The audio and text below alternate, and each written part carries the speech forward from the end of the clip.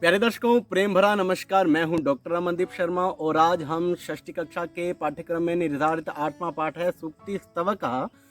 उसमें एक बहुत ही सुंदर श्लोक है जिसके जिसका गायन करने वाले हैं। उसका भाव क्या है? कहते हैं कि यदि आप अपने जीवन में चलना प्रारंभ कर देते हो, निरंतर चलते रहते हैं, तो एक ना एक दिन मंजिल तक जरूर पहुंच जाते हैं। सैकड़ों किलोमीटर की दूरी को आप पार कर जाते हैं। और दूसरा, उसके विपरीत उदाहरण क्या दिया कि आप में बहुत शक्ति है, सामर्थ्य है, परंतु फिर भी यदि आप चलते नहीं हैं तो कभी भी मंजिल तक नहीं पहुंचोगे। यदि बाज जो सैकड़ों किलोमीटर की दूरी को तय कर सकता है, यदि वो नहीं चाहता, वो यदि रुक जाता है तो वो दूरी को तय नहीं कर सकता। तो इसी भाव के साथ हमारा यह श्लोक है। तो क्या है? गच्छन् पिपीलिको याति, गच्छन् पिपीलिको याति, योजनानां शतान्यपि, योजनानां शतान्यपि, अगच्छन् वैनतेयोऽपि, अगच्छन् वैनतेयोऽपि, पदमेकं न गच्छति, पदमेकं न गच्छति।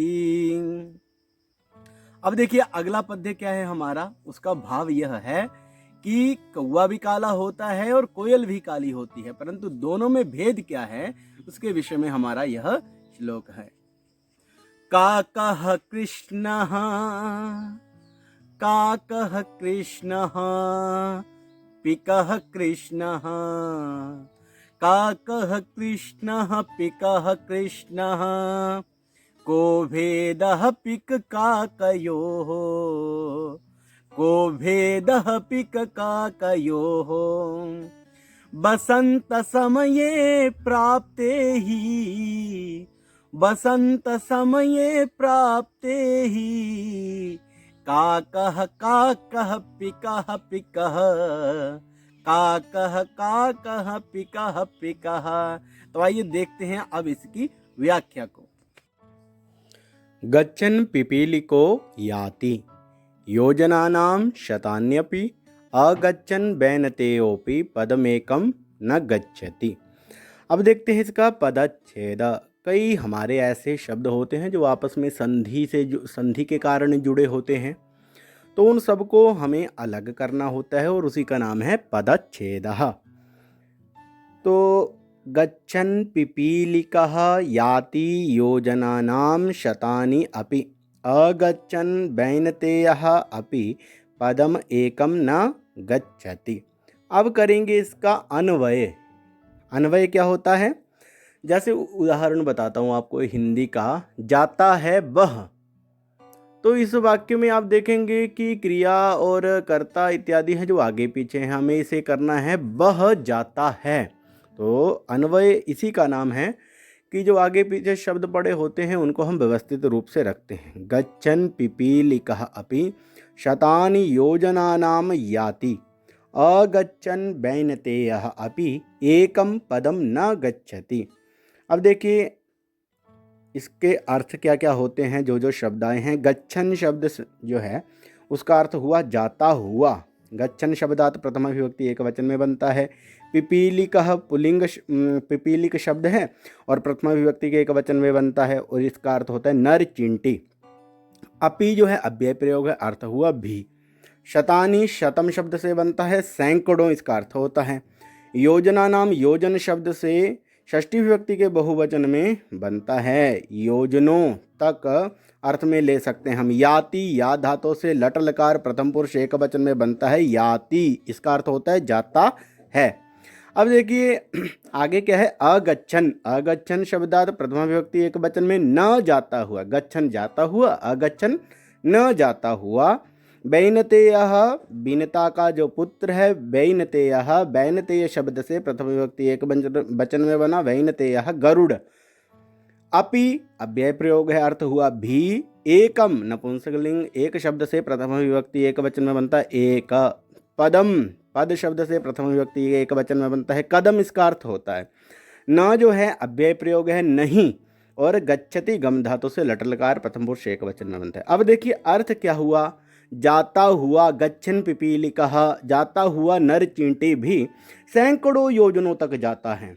और अगच्छन वैनतेयः अपि, न जाता हुआ गरुड़ भी एकम पदम न गच्छति, एक कदम नहीं जाता है।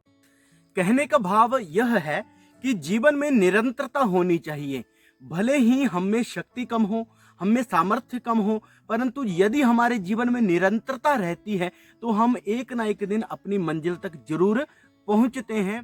अब देखिए अगला पद्य क्या है। काकः कृष्णः पिकः कृष्णः, को भेदः पिक काकयोः, बसंत समये प्राप्ते काकः काकः पिकः पिकः। यह हमारा पद्य है। अब इसका भी पदच्छेद देखेंगे।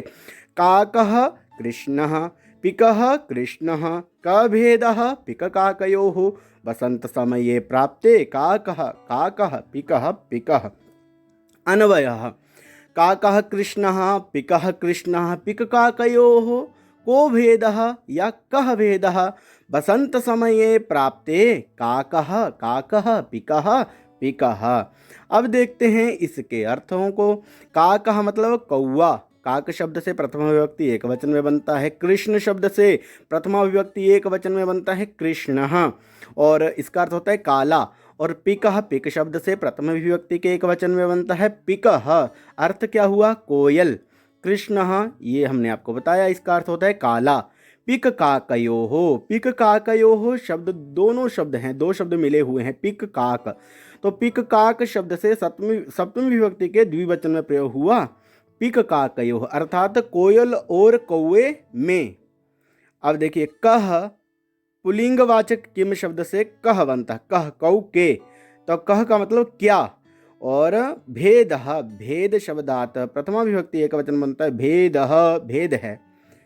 तो अर्थ देखिए कौवा काला, कोयल काला, तो कोयल और कोए में क्या भेद है।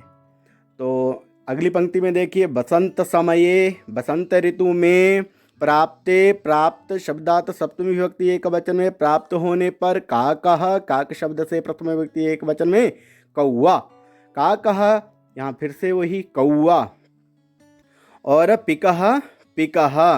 अर्थ देखिए दूसरी पंक्ति का क्या है। बसंत ऋतु में प्राप्त होने पर, अर्थात बसंत ऋतु के शुरू होने पर, प्राप्त होने पर, कौवा कौवा और कोयल कोयल, ये हमें पता चल जाता है। इन दोनों में जो भेद होता है वो हमें पता चल जाता है। दोनों के व्यवहार से पता चल जाता है कि कौन कौवा है और कौन कोयल है, क्योंकि कोयल बसंत समय में बहुत मीठा मीठा मधुरता से गाती है, जबकि कौवा काँव काँव काँव ही करता रहता है। तो यह है हमारे दोनों श्लोकों का शब्दार्थ। तो आइए एक बार फिर से श्लोकों का गायन करते हैं।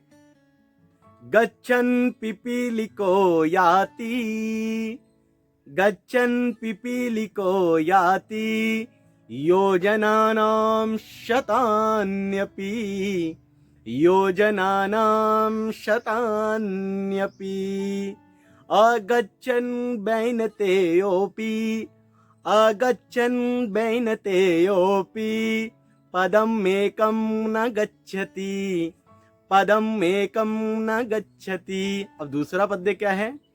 काकः कृष्णः पिकः कृष्णः, काकः कृष्णः पिकः कृष्णः, को भेदः पिक काकयोः, को भेदः पिक काकयोः, बसंत समये प्राप्ते हि, बसंत समये प्राप्ते हि, काकः काकः पिकः पिकः, बसंत समये प्राप्ते काकः काकः पिकः पिकः।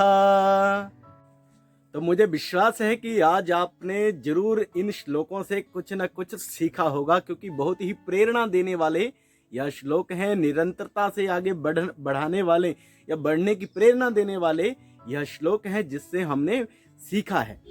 तो आपको हमारा यह पाठ कैसा लगा ये आप जरूर बतलाना, परंतु उसके साथ साथ इन श्लोकों को याद करने की भी आप जरूर कोशिश करना, और वीडियो को आप पॉज कर सकते हैं और उसके दिए गए शब्दार्थों को आप अपनी कॉपियों में लिख सकते हैं, तभी जाकर आपको अच्छे से संस्कृत का ज्ञान होगा। और जय तो संस्कृतम, जय तो भारतम।